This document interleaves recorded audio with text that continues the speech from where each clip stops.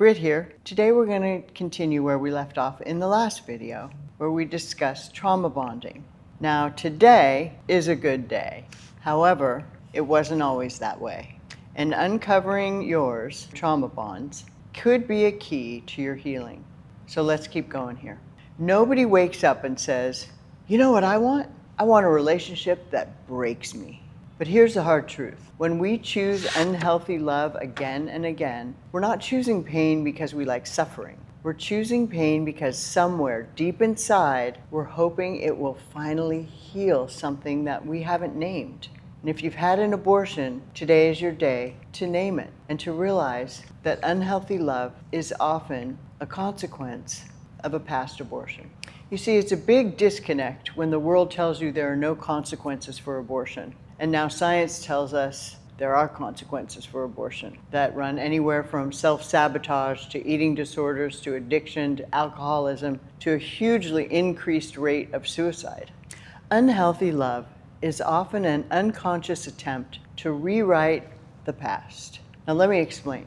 When you've experienced abandonment, rejection, emotional neglect, or inconsistent love, especially from a parent or caregiver, in the case of abortion, your nervous system learns a blueprint. It learns that love is something that you earn, something that you chase, something that comes and goes depending on your behavior. And the brain, in all its brilliance, wants to resolve that. It wants to find someone who reminds you of that original wound so you can finally get a different outcome. And in the case of abortion, when we have caused harm to our own selves at our own hand, that identity also gets skewed and we can get locked into a loop called repetition compulsion. It's a psychological phenomenon, first actually identified by Freud, but supported by decades of trauma research since. And it's the drive to repeat what's familiar, even if it's painful, hoping to finally master it. So you're not really chasing dysfunction on purpose. Your brain is chasing resolution. You're not actually addicted to mistreatment, you're addicted to the fantasy of finally becoming chosen by the person who didn't choose you. And in the case of abortion, where we chose to neglect and not choose the life within us, our identity got hijacked into somebody who's not worth being chosen with healthy love.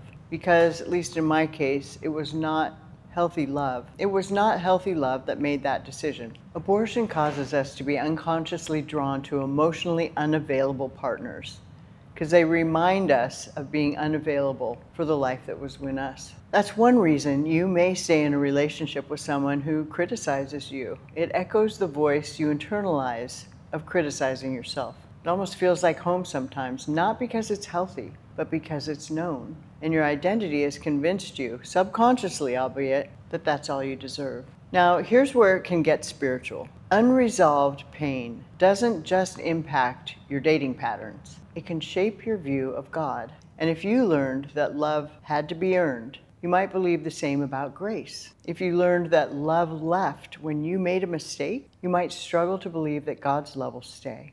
And if you believe that God's love left you when you made a mistake of abortion, know today that's not true. God never left you. He loves you right now, exactly how you are and for who you are. You might struggle to believe God's love will stay. Now, if you were never allowed to feel your feelings without being punished or neglected, you might assume God wants you to suppress or perform or be good instead of being honest and real. And that's the ache unhealthy love tries to heal. The ache of not being enough. The ache of not being chosen. The ache of not being seen. But here's the thing. Relationships can't heal what only God was meant to hold. And love that mimics your wound won't fix your wound. It'll only deepen it. I worked with one client, let's call her Renee, who kept getting into relationships with men who needed fixing. She saw their potential. Addicts, narcissists, emotionally volatile partners, and she told me, I just want to help them. I think it's my mission to love them enough so they can change. Now, maybe you've heard that from a friend of yours, maybe you've gone through that yourself, and when it's looked at closer, we realize something powerful. She had spent her entire adult life trying to help her dad stop drinking. She couldn't, and that left a pretty deep scar. But somewhere in her subconscious, she believed, if I can love someone else into wholeness, maybe I can finally prove that I was never the problem and I can be whole. Again, that's not love, that's reenactment. And many of us, since our abortion or abortions, have reenacted unhealthy love.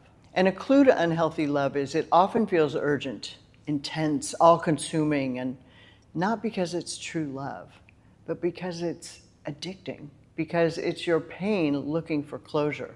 And here's the good news. Once you understand this, you can finally stop asking broken people to fix your brokenness. You can stop hoping that the person who keeps hurting you will suddenly become the one who heals you. You can stop calling it love when it's really your own wound, trying to make sense of itself. And instead, you can bring that wound to the surface, to the light, to God. And that's why I'm here today, speaking to you. It is my hope to empower you to see your wound, to see it and free it, to name it and claim it, as some people say. So you won't walk around for as many years as I did in the darkness of not realizing the consequences of the choice to have an abortion. Psalm 147:3 says, He heals the brokenhearted and binds up their wounds.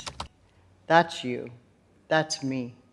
That's all of God's children. So He heals, not the relationship, not the person who ghosted you, not the one who apologized and then did it again, not the one who yells at you and says it's just passion, not the one who neglects you. You don't have to keep hoping that if you're just more patient and more forgiving or more loving, that He'll become someone different, that the potential will grow into reality. Instead, you can grieve the fact that He won't, and you can start becoming someone different instead. This is a second sacred shift when you stop trying to get from someone else what you never got in the first place. So if you've watched many of my videos, you'll realize that I cry on occasion, unashamedly, because today I can feel my feelings. And when I remember the pain that many of you may be going through, it's heartbreaking. So there's a sacred shift when you stop trying to get from someone else what you never gave yourself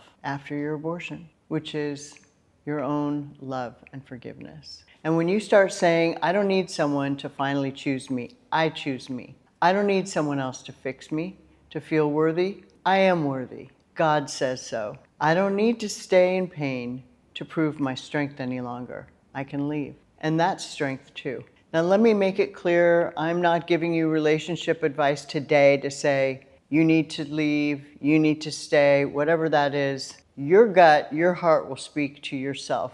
When you hear this information, I pray it'll be useful in helping you make some decisions about healthy love in your own life. Because your worth isn't something to be earned through suffering. It's something to be received through healing. And that healing starts when you stop asking unhealthy love to rewrite your past, and instead you ask God to redeem it. I would love it if you would share your heart in the comments, and I'll do my best to answer everyone. Thanks for joining us today. I hope you'll join this amazing community of healthy, safe, wonderful, Christ-centered women, where we support and encourage one another to be all we can be and thrive in life. So in case no one told you today, just remember, you're beloved.